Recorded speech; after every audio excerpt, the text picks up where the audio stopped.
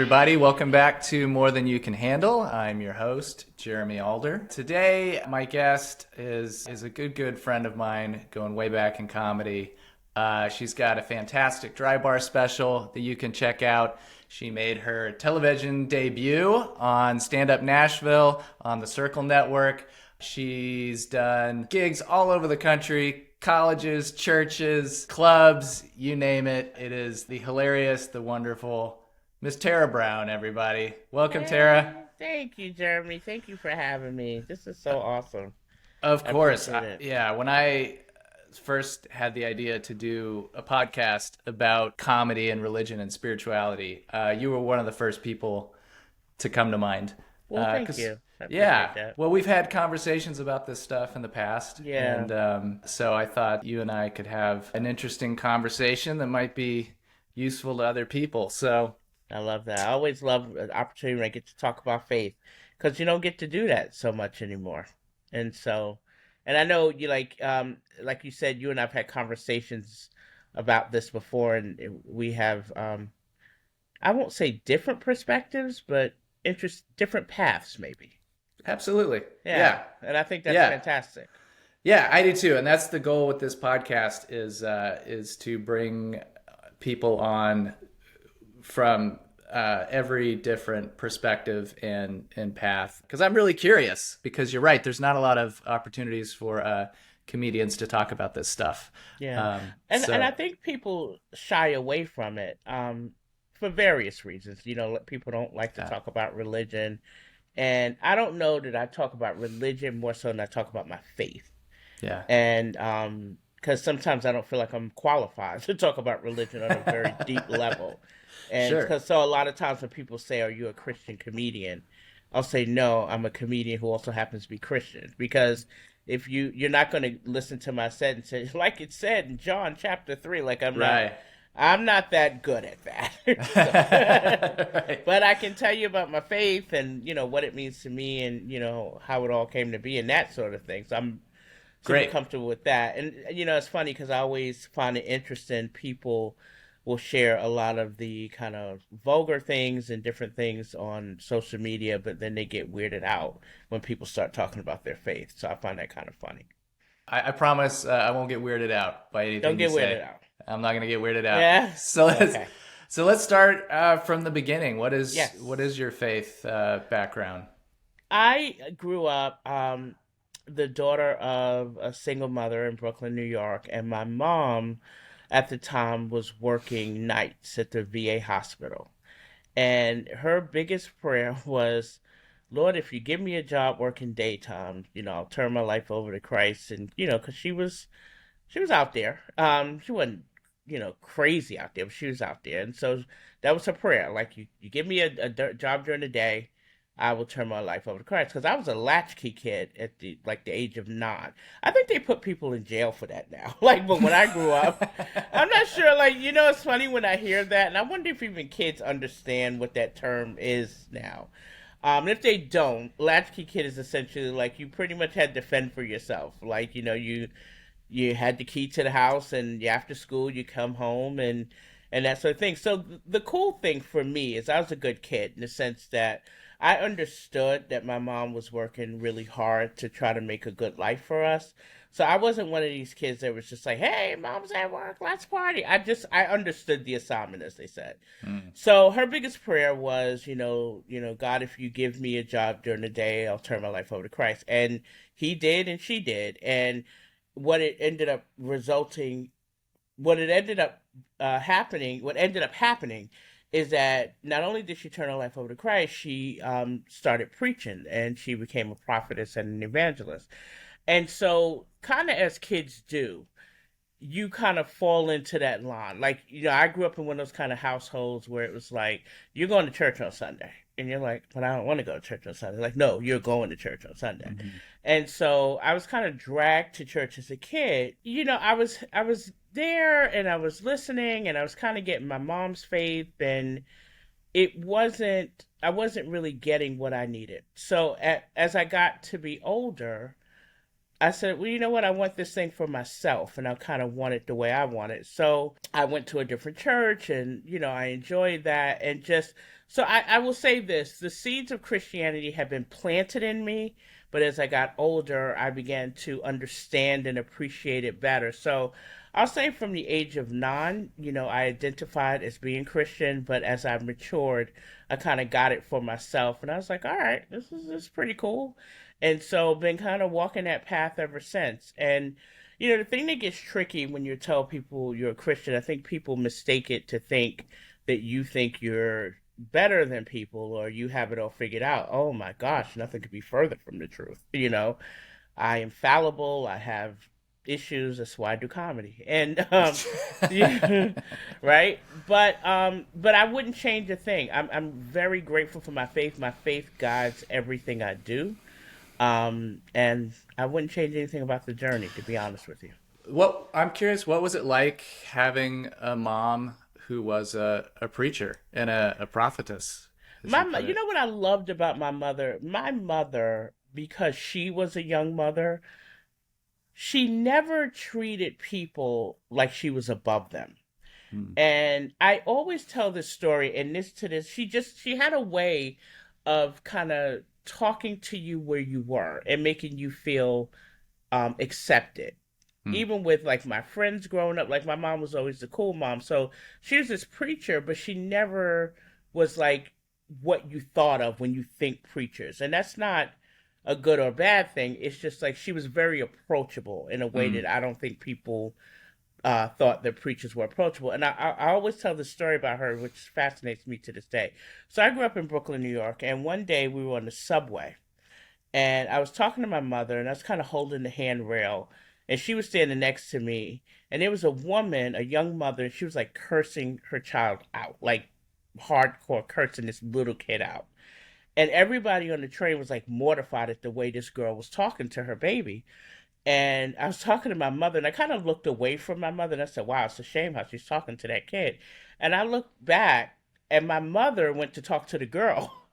And she just like sat next to her and rubbed her back and was like, it's going to be okay. I was a young mother too. And I was like, we're going to die. But then the girl, but you know what? The girl collapsed into tears. And it Hmm. was just so powerful. And I'll never forget that moment. It was so powerful. And I remember saying something to her, like everybody was moving away from this girl. And my mother said, I felt the Lord wanted me to talk to her. And she just broke down this girl's defenses just by being compassionate.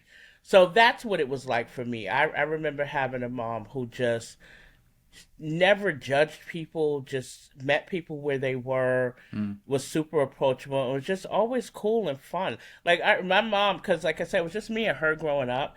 And I remember I wanted to go to like a Run DMC concert, and I had nobody to go with me. And she goes, "I'll go with you." And I was like, that was who she was. You know what I mean? It Wow. was just so. I didn't put her through that, but I'm just saying the fact that she offered to go, I just thought was the coolest thing ever. Yeah, yeah, Do yeah. you remember watching her preach? I do remember watching her preach. I remember watching her preach, and I was so proud. Like, Hmm. and she never had notes, which I thought was really interesting. She didn't preach with notes. And I was like, how do you do that? And so it's funny kind of in our careers now as comedians, and you think you get on stage and you can tell jokes for 30 to 60 minutes and you don't have notes. Now I get it, but like watching her, I was in awe because Hmm. she was so eloquent and passionate. And I was like, she doesn't have any notes. That's the cool thing. And I was like, that's my mama. I was like so proud of her. Was there any part of you that thought about becoming a preacher? Never. Never. Never. One of my gifts is I like to give. I like to make people happy. I like people to feel welcome and included, but I never felt the call to preach. I can't sit here and say, yes, I feel called. I don't. Hmm. And it's funny because I would have never guessed all those years ago that I'd be doing comedy, but this feels like ministry to me. So I feel Hmm. like this is the ministry I'm meant to be in. Interesting. Do you think seeing your mom up on stage talking to people had anything to do with you becoming a stand-up? It's interesting. I don't think so. My grandfather, my mother's father, was ridiculously funny. Like Hmm. man, I one of the biggest regrets I have in comedy is that he passed away before he could see me do comedy because he would have got Mm, the biggest kick out of this. But he was super funny without trying to be funny. And I felt like if anything, this comedy thing probably came from him. But I mm, can't say that looking at her preach made me feel like I want to talk in front of people. Now, I'll mm. tell you what's funny. Other day, I watched the Chris Rock comedy special for the first time. And it is a scene where he's kind of coming out to the audience, and you see how huge this audience is. I was like, I kind of want to do that. I like to do that one day. That'd be fun. I got to imagine that'd be fun. But I can't, I honestly, Jeremy, can't say that watching her preach, there was something in me that says, I want to stand in front of people. Because Okay. I had no concept or thought that I would ever be doing stand up, to be honest with you, all Yeah. those years ago when she started preaching. What would you say as your faith kind of became more your own? How has it developed and changed to what it is today? It's funny because there's scriptures that says when you train up a child in the way he ought to go, when he's old, he won't depart from it. And so I can remember as a kid, my mother giving me various lessons about trusting the Lord and lean not into your own understanding. And so this past weekend, as a matter of fact, I got some news that kind of shook me for a little bit, and I was like so frustrated, and I was like, and then instantly I settled down and I said, okay, Lord, I trust you. There's a reason this happened. I don't know what it is, but I'm just going to suck it up and we're going to get through this. I can't tell you I would have done that, had I not had my faith or had I not had things instilled in me years ago Mm-hmm. that said, you know what, this is a little bit of a setback, but it's going to be okay. So I feel like getting my faith for myself, I've lived long enough, I'm 54 years old, I've lived long enough to have had examples of watching how the Lord has moved in my life. This whole idea I've started doing, went and on January 3rd, I left my job to do comedy full time. This is a faith move, and so just little instances of watching over the years how the Lord has, I've seen how the Lord has had His hand over my life, has just said, okay, this faith thing is my thing. You know what I mean? Like Mm-hmm. there's no turning back for me. Are you a part of a church now? I am. I'm part of a Yeah. great church. It's called the Okay. Park Church here in Charlotte, North Carolina. And my pastor, who's, what I love about this church, a lot of times with churches, you kind of see what goes on in the church. But what I appreciate about my church is the work they do outside of it. Hmm. There's so much done in the community as it relates to feeding people and clothing people and having we have a bus, a mobile unit for people, homeless folks who need to take showers and wash their clothes, and just there's a constant um push to do things outside of the walls of the church that Hmm. makes me so proud to be a part of this church. And I could not have asked for a more supportive environment, even with my stand up. They Huh. have had me come speak at women's retreats. And one of the highlights of my comedy career, in a weird kind of way, at the height of the pandemic, they reached out to me and said, we want to be able to offer the members, because we were 100% virtual. So we want to be able to offer the members a comedy show. So I literally did comedy in, I think it was like March 2020. So we had just, no, it was like May 2020. We had just got started with this pandemic, Hmm. and I'm doing a comedy show. I think I did 45 minutes or something. It was just like me, my pastor, and two other people. And I'm just like, oh my God, this is not nerve wracking at all. But not at all. But then when I made my pastor laugh, I was like, it's gonna be okay. But Yeah. these folks are my family, and I feel so incredibly loved and supported by them. That's the other thing too. I'm an only child, and I Yeah. think with only children, you have when you get people who feel like family to you, you really hold on to it. Hmm. So I am very intentional about my relationships with people. And so, when I feel that kind of love from people, I like to reciprocate it. So, yeah, I'm in love with this church, and they so far have shown me that they're in love with me. So it works out Yeah. well. Yeah. That's beautiful. Yeah. You said you were really drawn by all of the things they do outside the walls of the church, like Yes. feeding and clothing and caring for people. Was that kind of the understanding of faith that your mom passed on to you? That it was It, about more than just what people believed and what they yeah, thought, but it was about what they did and how they cared for one another? I'm all about action because for Yeah. me, that's the thing. If I don't believe anything else about God, I believe that God is love, and I believe Hmm. that God loves us all. And so I don't get caught up into who people are and whatever because I just believe if you're not treating people and you're not starting with love, then it's not godlike to me. So Hmm. I'll tell you one of the most powerful things, kind of going back to my church, that I saw, and this is when I knew this was the church for me. One Sunday, I was in the ladies' room at church, and I noticed on the back of one of the stalls, it had a poster up, like a little small placard that said, "If you're in a domestic violence situation and you need help, call this number." And that was Hmm. powerful to me because I never thought that, someone who was in that situation, this is probably the only place they can get privacy. And I thought that was very powerful in that moment that the church would think that. But again, that's an act of love to me to show concern and care and support for people. That to me are the, Christians or people of faith that I want to be around. I don't want you telling me that you're a Christian if your actions don't show that you are. Because to me, Hmm.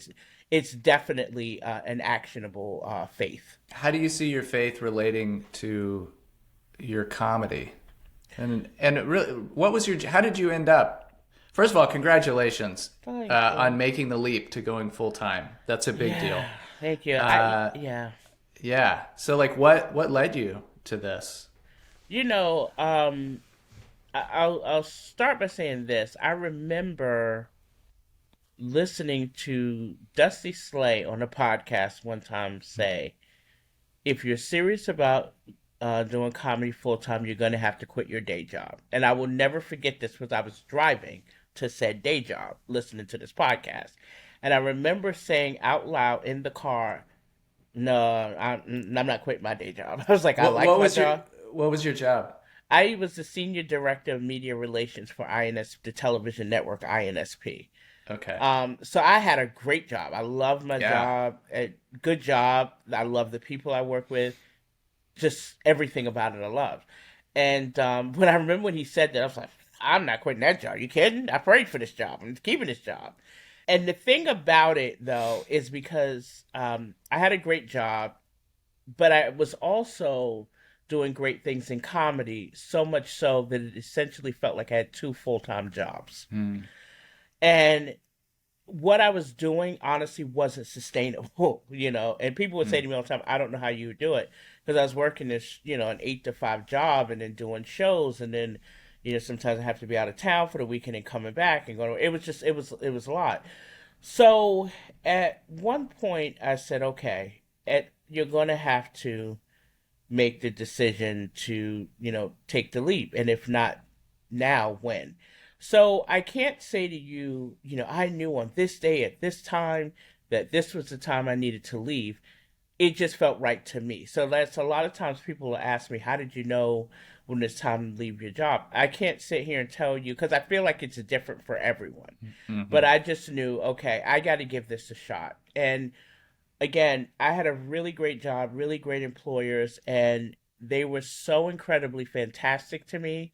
And they said, a lot of the higher ups and people who had decision making power said to me, "We understand." And one of the greatest things what was told to me by the chairman of the company, who fantastic gentleman who I had a great relationship with, and he said, "You can always come home."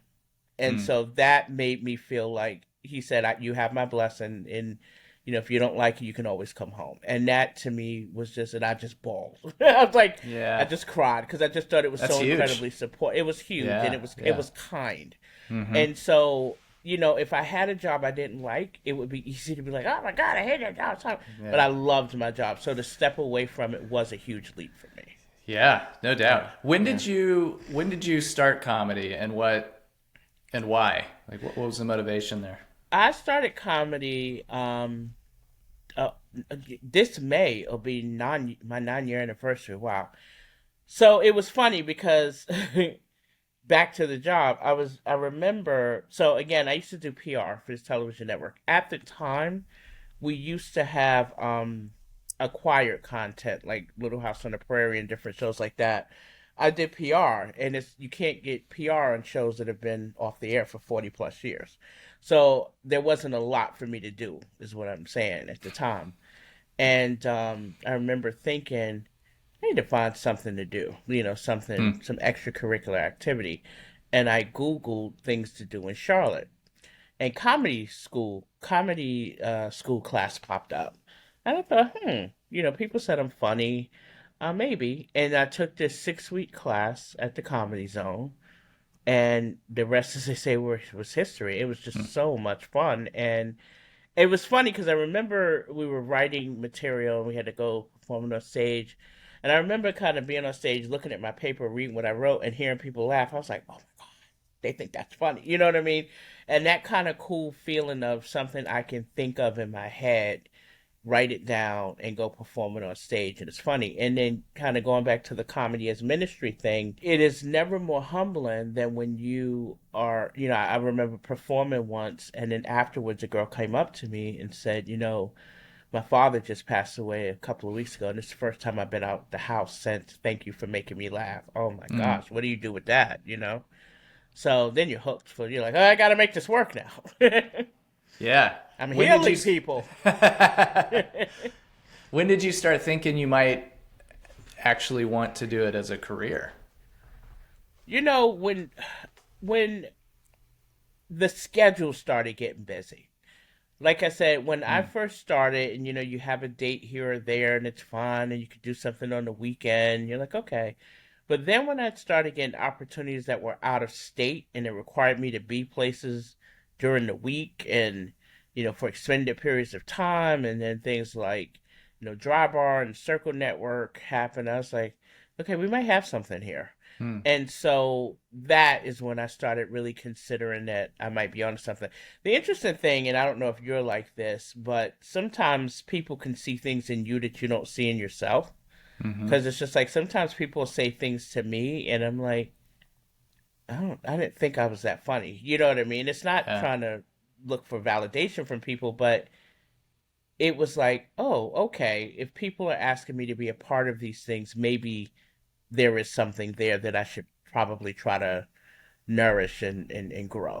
What were some of the challenges that you faced getting trying to get a foothold You know, in the whole industry? the interesting thing, there are a few things I think. The interesting thing for me is I started comedy a little later than in life than other people. Hmm. I started at the age of 45.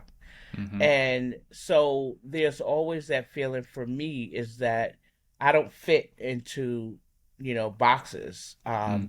There are a lot of younger people on the scene, and, maybe someone's looking for someone younger. I'll never forget when I first started doing comedy.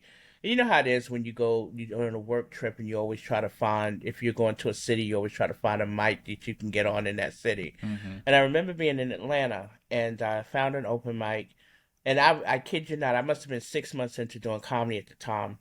And after the show, the guy who was running the mic said to me, he said, "You're funny." And he said, "But I want you to know that people will put you on shows for a lot of reasons that don't have anything to do with you being funny. They might need a black woman. They might need an older woman, this, that, and the other." And I thought that was a very powerful piece of information because a lot of times we can get caught up one way or the other. Like, oh, they put me on the show because I'm great. Or why won't they have me on the show because I'm great? But there could be reasons why you're not a good fit for a show. So I will say finding your lane, finding my lane has been an interesting challenge. And I think for me, I was just having this conversation with a younger comedian the other day because he was saying he doesn't know his voice. And I said, it'll come to you. And my experience has been usually at that 5 year mark is when you find your voice. And that happened for me. So at one point, I was all over the place with telling jokes, but then at year 5, I was like, I'm going to lean into this thing that I am a bit older than everyone else. And there are Hmm. people in the world who can appreciate my humor. Hmm. And that's when it worked. And just Hmm. kind of, so that sort of thing. The other piece of it is just like, again, sometimes you have to create opportunities for yourself when opportunities don't exist. You Mm. know what I mean? And we keep trying to make ourselves fit in places that we don't fit. So, and there are lots of different challenges. I was telling the story the other day. I remember when I first started out, and I was at a show with a comedian, and he offered me non-addictive heroin, and I was like, I'm gonna pass. Is As that a That's real thing? exactly what Jeremy. That was There's no such exactly what I thing. said because I thought in my head I was like, "How is that even possible?" But I remember thinking that, like, okay, yeah, we're not doing that. And that was so funny because that was one of the first things my mother said to me when she knew I was getting the cops. She goes, "Don't do drugs." I said, "Okay." Okay. So it's just, trying to navigate a lot of different things. And I remember one time, the other piece of it is being a person of faith and finding out where you fit in as a person of faith. And I remember one time being at a club and listening to comedians, and I don't judge people, or at least I try not to. And I'm just hearing one comedian be more vulgar than the next. And I remember getting in my car and I remember saying to the Lord, "Why do you have me here?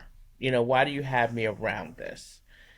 Fast forward to maybe a few weeks later, same environment, and we were all kind of standing around in a circle talking.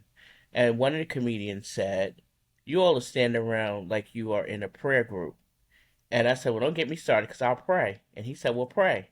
And I had prayer with those same people who I heard just a few weeks ago, and then I got back in my car after that show, and then I cried because then I got it. You know what I mean? I got Hmm. it then. So just trying to make a difference and just is trying to find where I fit in while also making a difference, if that makes sense. Yeah. We'll say more about you mentioned how you see comedy as a ministry for you. What do you Yeah, mean by that? and it could be a lot of different things. Like I spoke about the young woman who said that she had not been out for a while, and this was the first time she got to come out and laugh. A lot of times we can feel isolated, Mm. for different reasons. And I remember when I first came up, and I was just having this conversation the other day with a comedian. Comedy can be cliquish, right? And Hmm. so you have your people and you hang with your people, and sometimes you may not mean to be cliquish, but you are. I when I remember when I came up, no one talked to me just for whatever reason. They just didn't talk to me, and I will never forget. There's a comedian on our scene. His name is Deacon Dean. Every time I tell him the story, he never remembers it. But I remember sitting at the Comedy Zone by myself, and everyone was with their little cliques of people. And he sat at the table across from me, and he said, "My name is Deacon. What's your name?" And I'll never ever forget that. Hmm. So for me, because he did that to me, I do that when I see comedians sitting by themselves, especially Hmm. the women. I have a heart for the Hmm. women doing it. So when I see people sitting by themselves or feeling like they could be alone, I'm like, "Hey, want to hang out? Let's talk. Da, da, da. What's going on with you?" And then, just because I think a lot of times we all have our own things that we go through, right? Hmm. And they could be things we don't discuss, but someone just being kind to you and just being compassionate could really be a ministry unto itself. So honestly, Jeremy, it's more about trying to, and this is going to sound hokey, but it's so true. I am a firm believer you treat people the way you want to be treated. So I try to, conduct myself in a way like where I would want people to do it to me. So like the way Deacon sat across from me and talked to me is what I try to do to a lot of, especially with the younger comedians on our scene. I remember a girl recently said to me, "Hey, I saw you someplace and I wanted to come talk to you, but I didn't." I was like, "Why?" And she somehow or another and I said, "No, I'm not like that." I said, "Please come talk to me." So just being open and available, and then just my prayer anytime before I get on the stage is like, God, help this gift that you've given me, bless your people. I don't know, like I tell people all the time, everybody walks in the door with something, and if I can tell a joke or something and it made you feel better, game over. Hmm. That makes me feel good. So Lord, use me however you think it could benefit your people. So it could be ministry in a lot of different ways. I guess I took the long way to say all that. You don't try to preach in your comedy. Really, it's more I don't about how think anybody wants you. to hear It that. sounds like you're saying it's more right. Yeah. It's more about how you live I and try, and here in here's what, between. yeah, and here's what I Yeah. definitely wanted to get across, because again, I think it could come across like, well, she's living the perfect life. No, I'm not. Like, you know what I mean? Like, I'm reading I'm reading a devotional now about how to control emotions, because it's just like I can fly off the hand like really quickly, and I get in my head and I can kind of create a false narrative that'll make me think something and so on and so forth. So I'm a constant work in progress. But because I am a work in progress, I recognize that other people are too.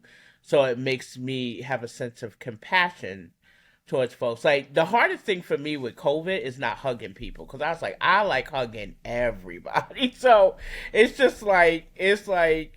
was funny because during the pandemic, I was like, there's no way I'm not going to get this thing. Because if you tell me I'm funny, I'm like, bring it in, give me a hug. And I was like, you're not supposed to hug people right now. But so I don't know. I think that we all have so much going on in our lives. Just if you can come to a comedy show and you can just forget about it for a second, someone says something that resonated with you, like that's the best part of my comedy to me. When I go to a show, especially because I tend to do shows where there are a lot of people who are my age and older, which is always fun. And this was the funniest thing. So I did a show a couple of weeks ago, and I have my merch. I call it the middle-aged lady starter kit. So they're these cute little makeup bags, and they have these nice little things that every middle-aged lady needs, like tweezers to wax your chin hairs and different things. So a woman comes up to me after the show. She goes, "I have something you can add to your bag." And she shows me a poise pad. She goes, "Because you made me laugh till I almost peed." And I just cracked up so hard. But it's just having that connection with Yeah. people is Yeah. what I love so much. It's just Yeah. so fun. Have you thought about adding non-addictive heroin to your I to don't know. your merch? I do clean comedy. I don't know if I can explain that. I don't know if I'll be able to explain that. Like, yeah. It's the I safe don't know. kind. It's the This is safe the kind of this heroin. is the clean heroin. But I'll tell you this, and I want to ask you this question if I can. Clean comedy is interesting because there are varying degrees of it, Yeah. right? And there's church clean, then there's some edgy stuff, there's innuendo. And how do you define clean comedy? Oh, I usually let other people define it for me. Interesting. Yeah, Okay. I don't because I wouldn't market myself as a clean comedian. Really? I don't think so because I'm not intentionally trying. I'm just being myself, and Interesting. I can do clean. I'm an adaptable comedian. I can usually work within whatever constraints people want to give me. Okay. But I don't personally have any commitment to being clean. I'm going to write about whatever I want and however I feel like I want to say it. A lot of people are surprised. Some shows that I do, I'm not what people have in mind when they think of clean, even if I Yeah. think of it as clean. Because you're right.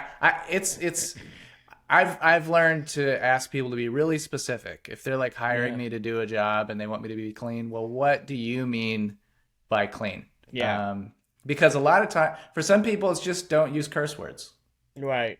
You know, for other people, it's like don't use curse words, don't talk about drugs or alcohol, don't talk about politics.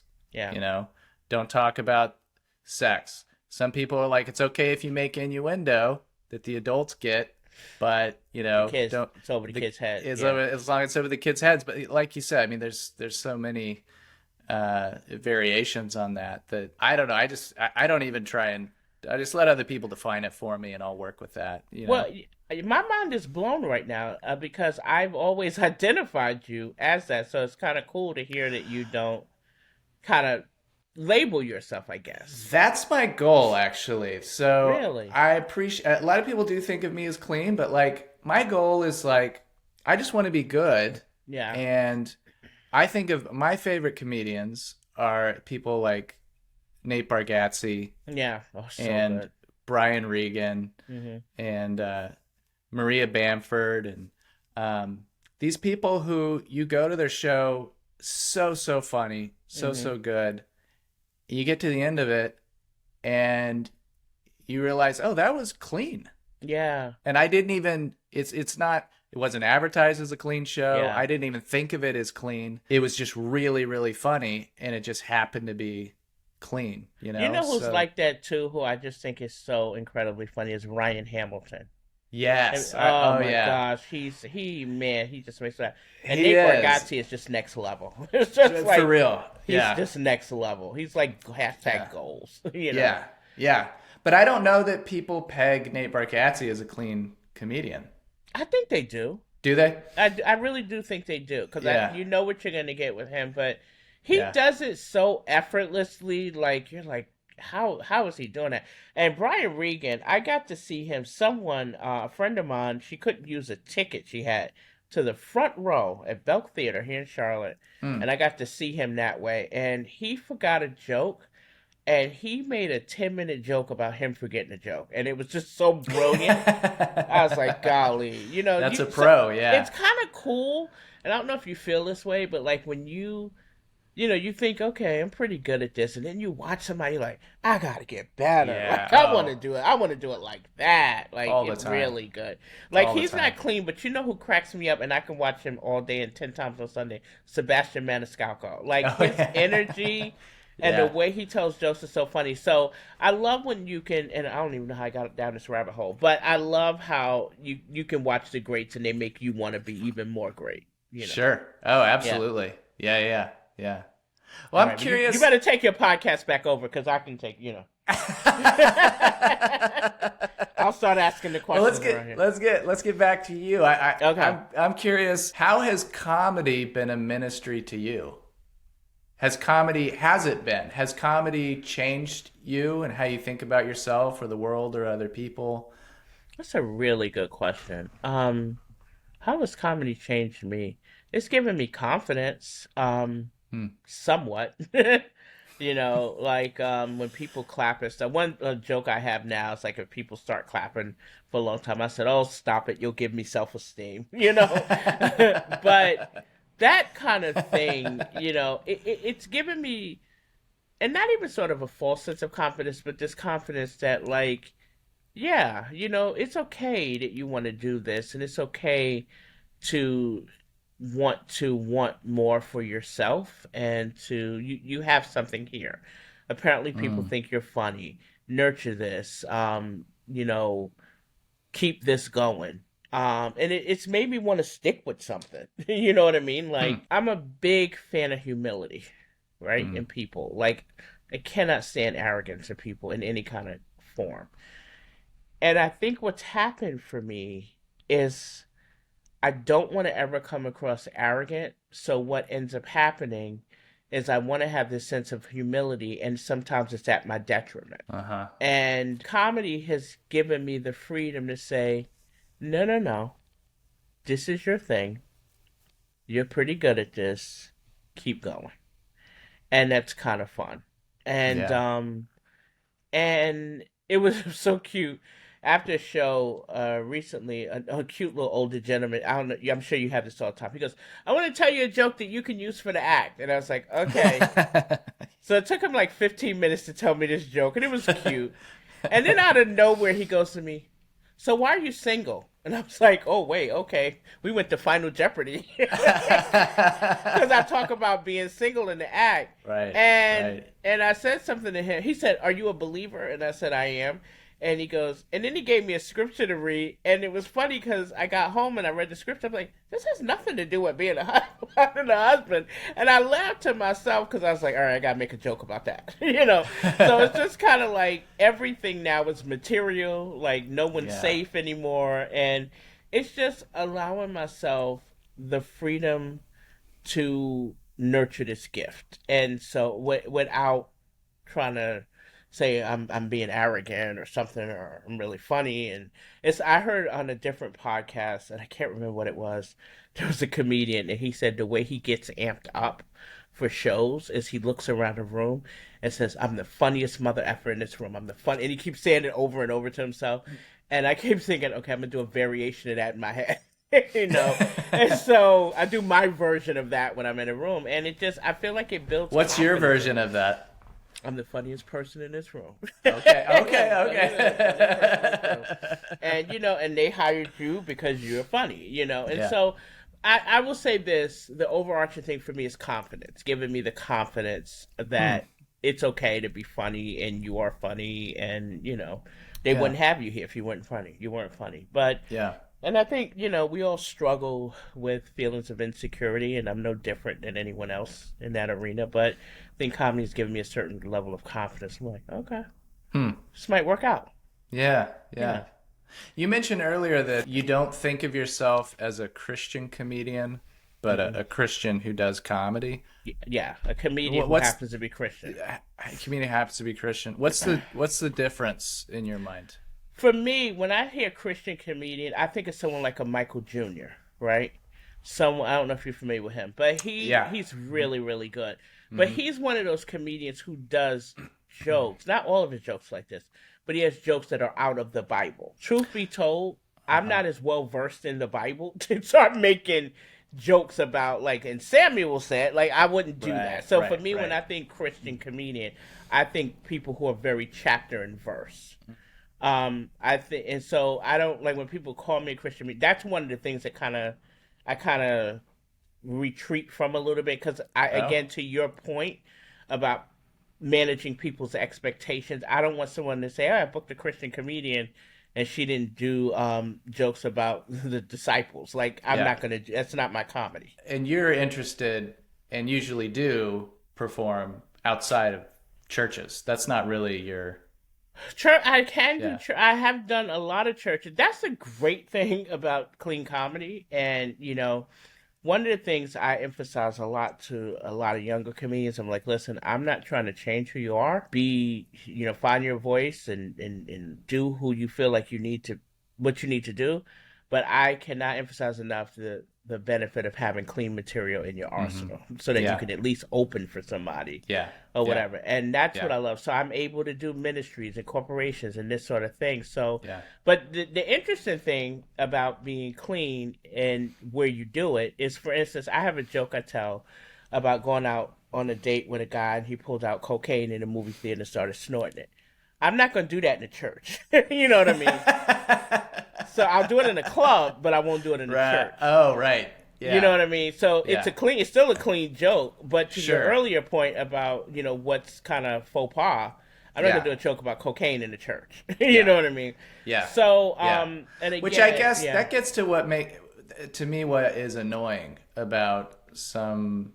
I mean, people can like what they like or whatever, yeah, but I feel like we're all adults, yeah, and even if we're in church and we're Christians, people do cocaine. yeah. Why are we hiding from that fact? People But yeah, have sex.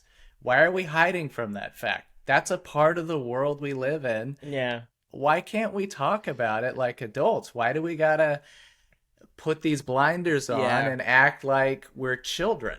Like I that 100% really agree. that's why I can't ever imagine throwing myself all the way into that circuit of Yeah, comedy, yeah. because I would just be frustrated all the time and I annoyed. can I can definitely see that. It's funny because I'm doing a birthday party next month. I got to ask the lady very delicately, because I know her from church. What level of clean do you want this at? Because I PG-13 would be, I could do my cocaine joke, right? Hmm. Right. But I need to know what her crowd is going to be, because I'm not going to do it if I know, this is like a very stuffy crowd. Yeah. And so I agree with you. I think that's a part of the human experience, understanding that we're people who do these things, so why shouldn't we be able to talk about it? Right. I'm Right. with you on that. This might feel like a hard turn, but Okay, do it. I, Let's do it. Let's do I do. it. Do you think about death? I do. Yeah. I do. especially the past couple of days. I was like, my chest feels tight. Am I having a heart Oh my attack? God, Tara. Yeah, thank you, Jeremy. Are you okay? First of all, are you okay? I'm Are okay you now. okay? But it's funny you should say that because I woke up like, why does my chest feel so tight? Like, is it happening? Like, okay, I wasn't thinking about it, but I am now. No. It's so funny because I remember being a kid and thinking, if I die, I'm gonna go to heaven. It's gonna be okay. And then the older you get, you're like, no. Um, maybe I didn't treat people as well as I should have, but I'm still okay with it. I think about it in a sense that I feel like I have a lot more to do. And I really would hate to go before I do the things I think I want to do. So when you say think about it, it's like where I'll end up kind of thing. Take it however you want. Just when Yeah, you think about it, what do you think? How do you think about it? I think about my grandfather. I think my grandfather, growing up, my grandfather was my end all be all. He was my best friend. And I lost him in September '99 to non-Hodgkin's, and we were so close. I got to be there with him, holding his hand as he passed away. This was just our relationship. So a lot of times when I think death, I think, oh, I get to see him again. I get excited about that type thing. I've lost actually a lot of friends within the past few years. I think about them a lot and kind of um, getting a chance to see them and wondering, hey, what you been up to, kind of thing. Yeah. But I don't want to go anytime soon because I just feel like I have a lot left here to do. And, outside of morning chest pains, I think I'm okay. Once I get that water in me, I'm fine. Then, like, if I have a heart attack after this podcast, this will be an exclusive. So, yeah. No, I don't. But to be honest with you, I don't think about it as much because I just feel like I'm just getting going in a weird kind of way at my age. But I'm so excited about this new path I'm on and journey to do comedy full time. And there's so much to do. A lot of times we think about the performance side of comedy, but the business side of comedy, there's a whole heck of a lot of stuff to do. And I'm excited to explore it and see where it goes and that sort of thing. So no. I'm not trying to check out of here anytime soon. I'm glad to hear. How do you want to be remembered? In all seriousness, I really want to be remembered as someone who helped make someone else's path easier, who tried to be helpful, treated people kindly with respect, and just felt like I was someone they could depend on. You know what I mean? And that's important to me. And again, we're all kind of battling things we don't even speak about, Yeah. And if I've said something kind to someone or made them feel welcome, that means a lot to me.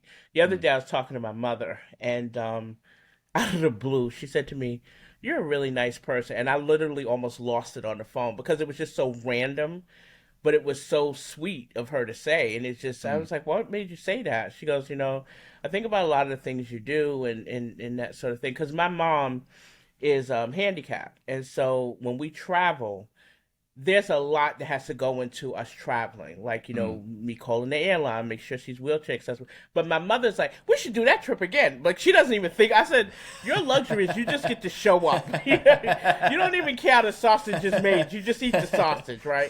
But there's a lot that goes into us traveling. So for her to say to me, you're a really nice person, I appreciate you, that just like almost put me in tears because sometimes, and it's not like you're looking for an attaboy or attagirl from people, but sometimes you do want to feel like you're making a difference or people are seeing your efforts. Yeah. And so for me, it's just like, I don't always get it right. I'm not for everyone. You know what I mean? I can be direct in a way that people are not comfortable with, and I get that, and I know who I am. But for people who get me and they get me. And so I just want to, like I said, at the end of the day, it's about treating people the way you want to be treated. And honestly, if you could say, Tara was fair with me, when I needed her, she was there, I appreciate her, I'm good. That's all I need. And is there, this is the last question, is there anything lately that you have found particularly helpful or meaningful that you'd like to share with other people? It could be a book or a movie or music or a poem or just a quote that you saw or anything that's just kind of stuck with you lately. It's none of those things, but it's this. Talk to people, have conversations. Hmm. Because a lot of times I think we can misinterpret things and we can create false narratives in our head of how someone feels about us without having spoken to the person Hmm. and said, hey, I kind of felt this way.